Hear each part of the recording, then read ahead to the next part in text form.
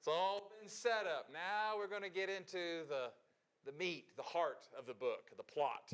The plot thickens, right, as they say.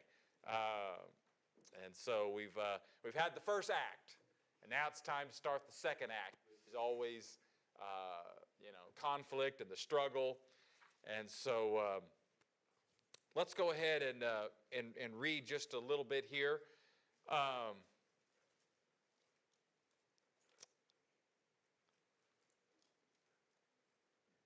Let's do verses 1 through 4. Who's got Esther 3, 1 through 4?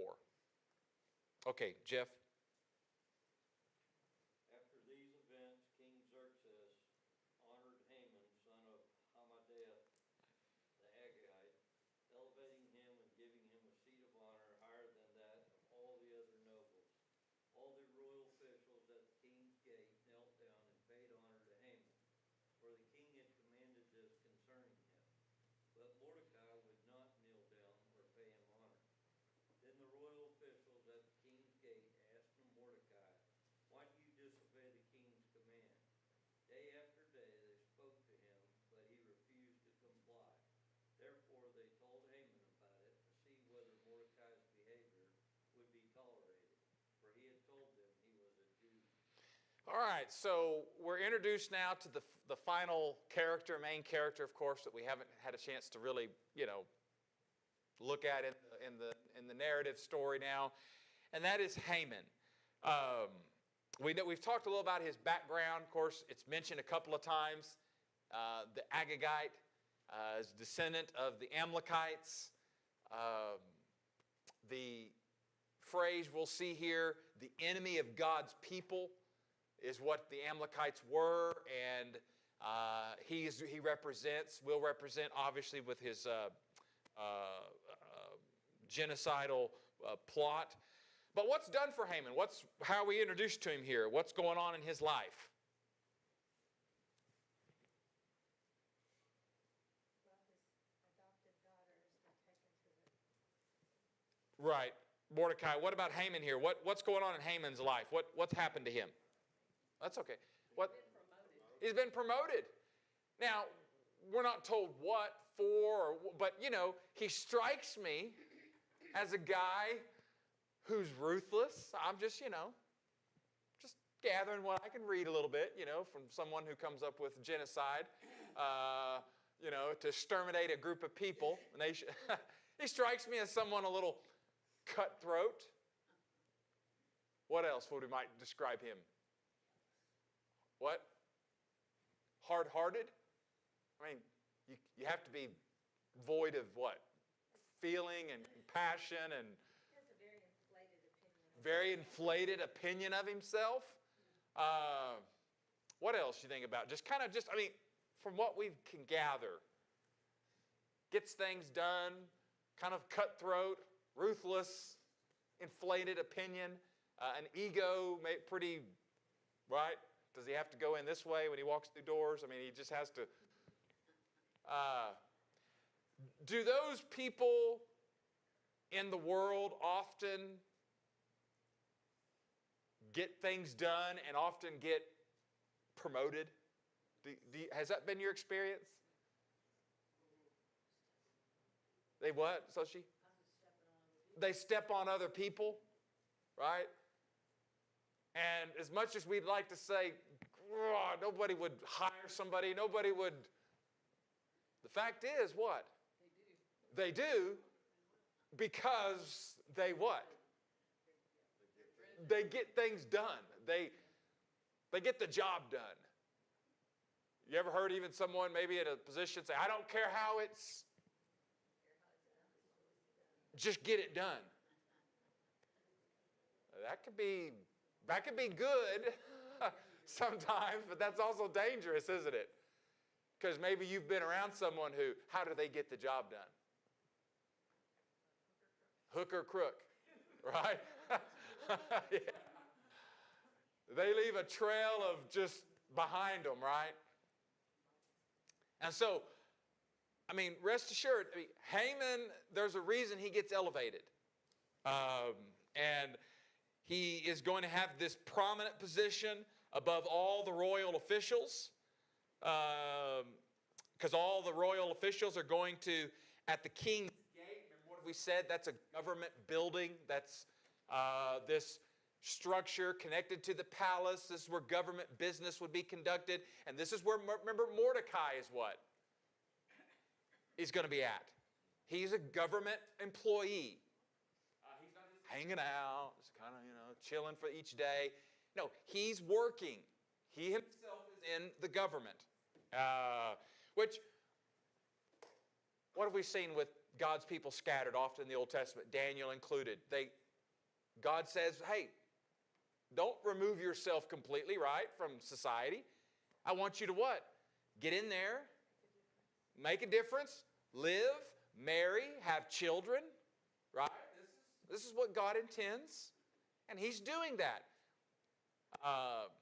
It doesn't mean we have to compromise our faith or to do that, but it does mean it's going to present challenges, and that's what we will see, because all the royal officials at the king's gate knelt down and paid honor to Haman. For the king had commanded this concerning him. A lot here we don't, we know historically this is something that would be practiced. It's not absolute in every sense, but we know this is something that in the Persian Empire was very much an honor culture, and so it's not uncommon for us to think that these kind of things would happen. It kind of makes you wonder, how much Haman had with this, because he's pretty much, we're going to see in just a moment again, King Xerxes is, he's spineless. Anybody can apparently get an edict out of him, right? At least to some degree. He's temperamental. And so, hey, I wouldn't be shocked if Haman's kind of, we know there's manipulation going on here, and so, and the king Xerxes is very much susceptible to that. And so, however it comes about, Haman has got it to where the king has commanded that they would bow, they would kneel, they would pay him honor. Now, a couple of things about this. We don't know the nature of this exactly. There's speculation here. First of all, have you been in positions and jobs? I know we have some served in the military. You're obligated, it's right, to show honor to what? Particularly to who? An officer, a superior, right? What would that look like, Leon, in your branch? What? Okay, snap to attention and salute them. Any others that served or has seen that experience? You're paying honor.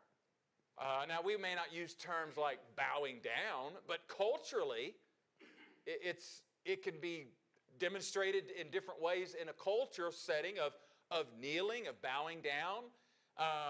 And so there's the speculation is that it's more than that. Again, we don't know that. Maybe Mordecai is just, he ain't worthy of, I'm not going to do, we don't know that, but likely it could be stronger than just paying honor. That it has connotations of kind of deity, divine-like worship and homage. And we know that was very much a part of the ancient culture, not just in the Persians, but we know the Babylonians, we know Nebuchadnezzar, the golden image, no one will pray to me for, we understand that's been later on in the New Testament, the Caesars, right? The Roman emperors would be treated as deities, that you would bow before Caesar. Caesar is Lord, right? And so we've seen that. And so it's possible that Haman is asking more than just appropriate cultural honor. And here's the thing about this, because, first of all, Haman doesn't even see it. And by the way, I mean, other examples, we talked about what? Daniel, Shadrach, Meshach, and Abednego, right? We talked about the Roman emperors. I mean, there's examples of this throughout the Bible with Pharaoh. You have this, and so what's interesting here is Haman apparently doesn't see this, does he? Because how does he find out? Oh, those snitches. What they say in school is snitches get stitches. Have you ever heard that? Well, now you have. And let me tell you, some of you have worked in environments when someone snitches, and they may not come physical blow, but it's like what? I'm going to get back with, they told the boss. They ratted us out. Nobody trusts and wants to work with someone, right? And so what this tells me, is Haman making a big public display, or Mordecai making a big public display of his refusal? Evidently not, because Haman had noticed. Yeah. I want everyone to know, listen up, I refuse. Can everybody hear me and see me? I refuse to do. No, he's not doing that, is he? He's using discretion. He's being discreet. Do you think maybe sometimes he found himself bowing out as Haman? There's ways you can. Have you ever noticed sometimes people, they look for the fight? And you're like, when you're meeting with them later, you're going, yeah, what they did to you was wrong, and what they said to you was wrong, and all this, but you didn't go out of your way to avoid this fight, right? You went kind of what? Looking for it. Don't you see that lesson here with at least Mordecai? He's not trying to throw it, and make a big scene, but he is finding ways, apparently, to what? Do it in a quiet, discreet way, but not what? Not boast about it, but still, apparently this, let's give him the benefit of the doubt for everything we know about Mordecai, that it is a matter of faith, that it's a matter of religion, that this is a boundary that he won't cross, but he's still going to do it in a way that's not obviously subverting. We talked about that in the Wednesday nights, how Peter says, you be quiet. Live quiet lives.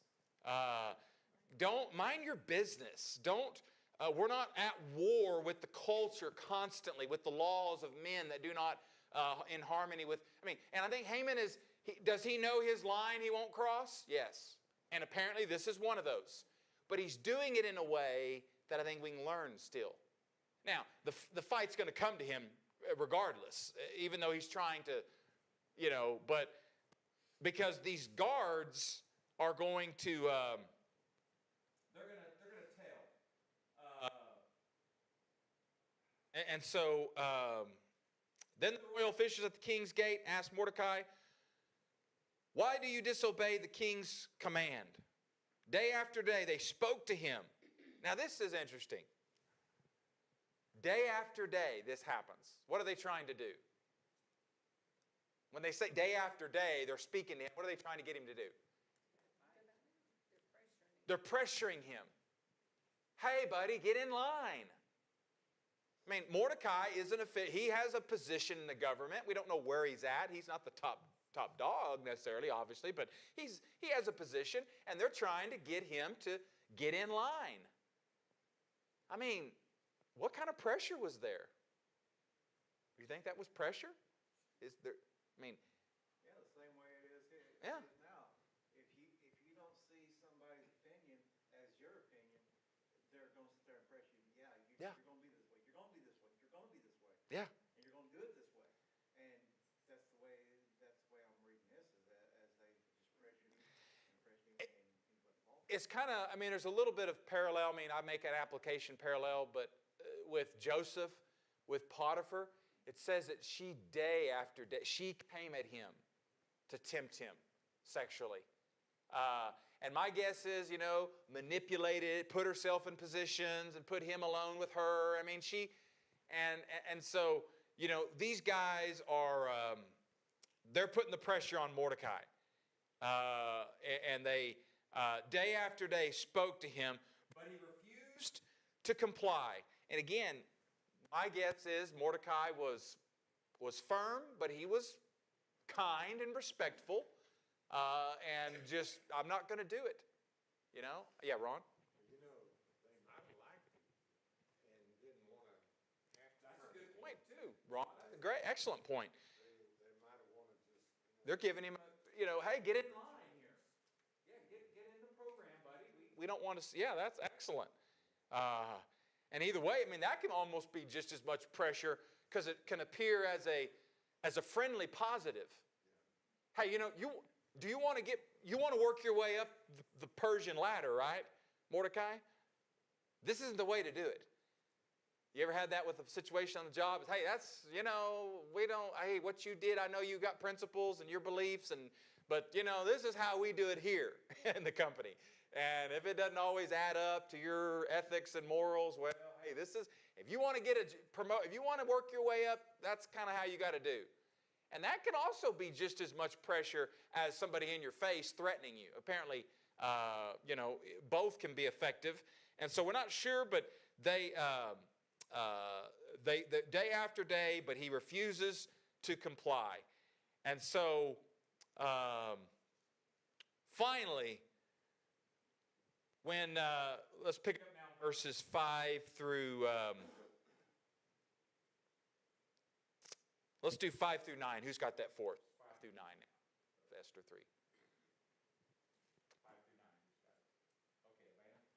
Okay, Vanna? Haman saw that Mordecai would not kneel down and pay him honor. He was enraged. Yet having learned from Mordecai's people he scorned the idea of killing only Mordecai. Instead, Haman looked for a way to destroy all Mordecai's people, the Jews, throughout the whole kingdom of Xerxes. In the 12th year of King Xerxes, in the first month, the month of Nisan the Pure, that is, the lot, was cast in the presence of Haman to select a day and month, and the lot fell on the 12th month, the month of Adar. How far? Go through 9, if you don't mind. Then Haman said to King Xerxes, there is a certain people dispersed among the people in all the provinces of your kingdom who keep themselves separate. Their customs are different from those of all other people, and they do not obey the king's laws. It is not in the king's best interest to tolerate them. If it pleases the king, let a decree be issued to destroy them, and I will give 10,000 talents of silver to the king's administrators for the royal treasury. Okay, so obviously they point out to Haman. Again, Mordecai's doing it in such a discreet way that Haman doesn't initially see it. Now he's looking. And it's obvious that Haman is not doing that. And so when he would not kneel down or pay honor, what's his reaction? He was enraged, filled with what? With fury. Have we seen this once or twice already in the book of Esther? First of all, with Xerxes in chapter 1, what causes him to be enraged? His queen won't come in when he calls, right? And he deposes her. They create that silly edict that all the wives have to obey their husbands. I mean, all that running around, all that royal time and treasury had to go into something as silly as that, right? Then you get over in chapter 2. We saw this at the end of last. Remember, Bigthan and Teresh, the two king's officers, became angry with him, and they conspired. And Mordecai will see that, and he will, let the proper officials know, because that's not just tattling on someone now. That's someone who's trying to overthrow society, trying to overthrow the government, trying to overthrow the order. And so we've seen, every time we've seen somebody enraged with anger, how does that work? How does that work out? It's almost like something that the Bible tells us about the wrath of what? man does not, what's James say? Produce the righteousness of God. I mean, doesn't the book of Proverbs talk a lot about that? Anger. And so we see that kind of several times here. And Haman, I mean, obviously this is going to hit a nerve, to say the least. And yet having learned who Mordecai's people were, because again, what have we said? Mordecai and Esther have kept their what? Their identity secret. We don't know all the reasons why, but it's likely Mordecai was afraid that there are people who have not treated God's people, our heritage of people, the Jewish people, the nation of Israel, they've not treated them in good, kind ways, and you can kind of see that historically. And so Mordecai has, for good reason, out of concern, and now it's going to be proven right? That, I mean, at least that his concerns was valid because of Haman's, I mean, he, and I mean, do you think his anger went up a notch, a couple of notches when he finds out that they're what nationality? They're ethnic. What have we said his background, the Agagite? The text tells us that specifically, right? His great-great-great-great-great-grandfather people, right, were destroyed. I mean, Saul and the Israelite people and the opposition that those two nations of people had. And you better believe Haman, people don't forget. I mean, you see that in the Middle East to this day. People they're carrying around generations of grudges, right? Right? You did this to my great-great-great and my family's father's father. I mean, yeah, go ahead. We're just seeing here that the coined phrase of cancel culture, is not a new thing out there. Yeah. It's way back there. Absolutely, James. He's going to try to do the ultimate canceling. And so he learns Mordecai's people, and he scorned. Look at that. He scorned the idea of killing only Mordecai. What's that saying? He scorned something. What are you talking about there? That wasn't his goal. Yeah. He wanted to get rid of Mordecai, but he wanted to get rid of the Jews more. Yeah. Go ahead. Why wouldn't they know they were Jews? It was a big enough town where they'd know. How long had they been there? I mean, what's the history of that? Of not knowing? Yeah, I mean, Ways to hide your identity? obviously they dress differently, have different customs. Yeah. Yeah, I mean, obviously there's some physical differences, but they're similar enough. And of course, the people have been mixed for centuries, and so you've got intermarrying of different people and the different nations of people. So if you blend in culturally, it is harder to identify someone's ethnic, in ways that would have been so obvious versus, if he was wearing the Jewish garb and the Jewish, going through all the outward rituals that would be so obvious. So yeah, and he scorns just killing. I mean, it tells you the depth of his hatred. He's got something much deeper grudge, hatred than just Haman. He's got it against the Jewish people. And so he looked for ways to destroy all of Mordecai's people, the Jews, throughout the whole kingdom of Xerxes.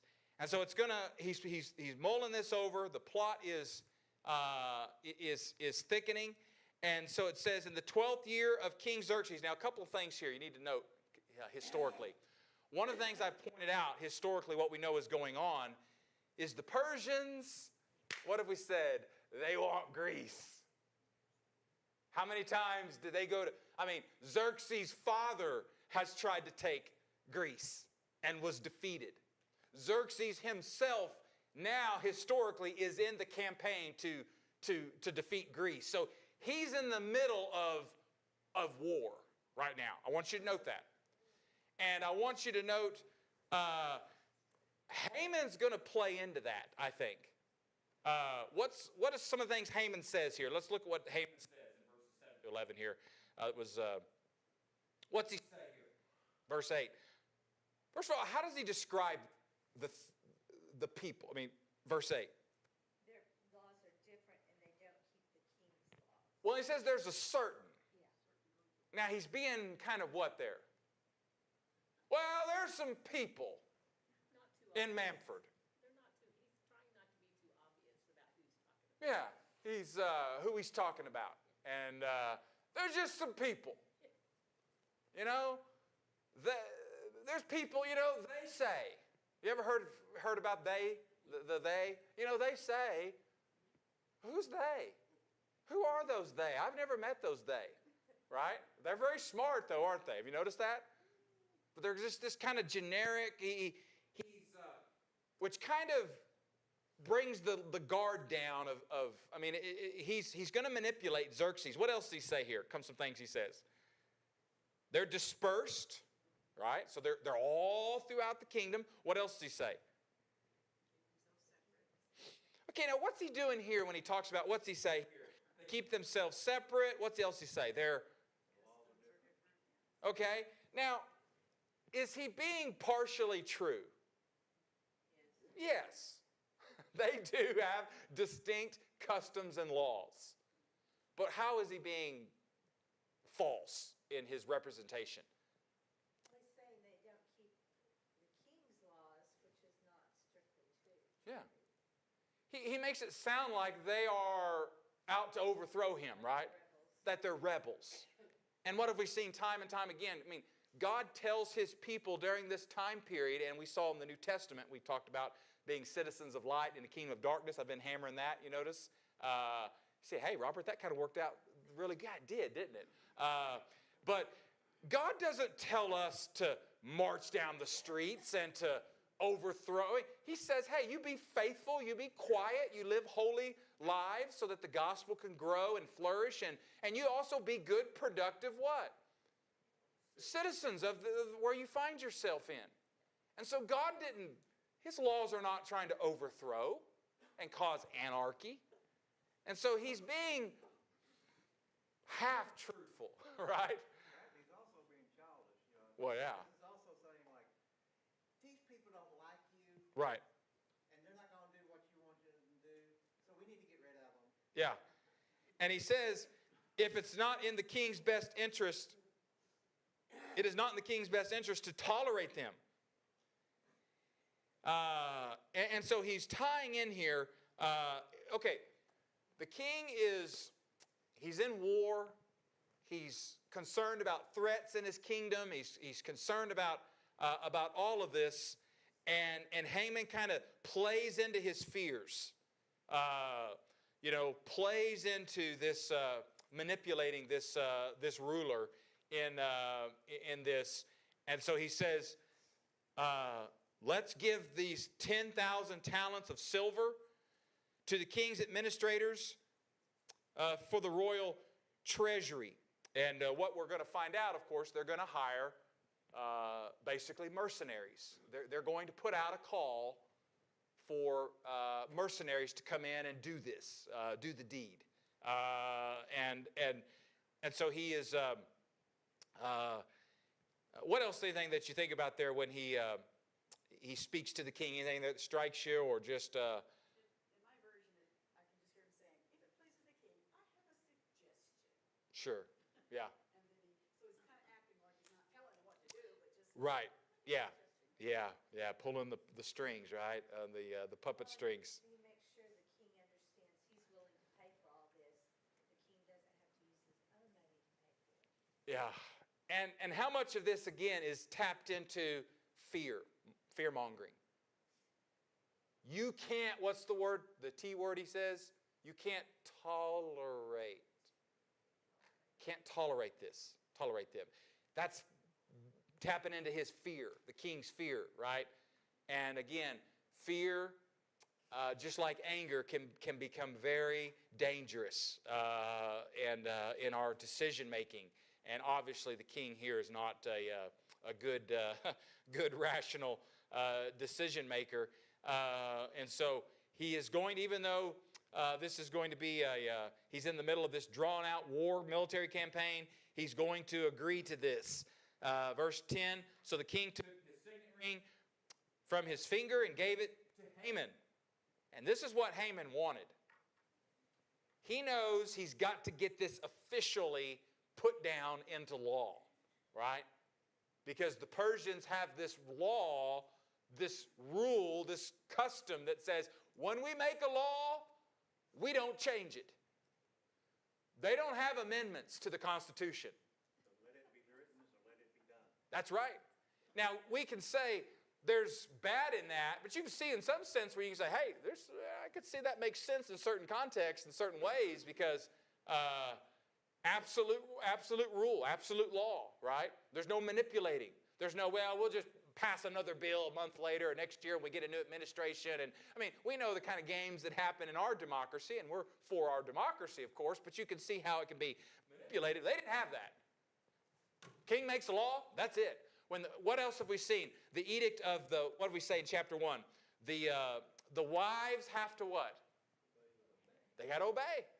Now there's the death sentence. Now there's then we see in the edict for the Miss Persia pageant. Not really a pageant, you understand that.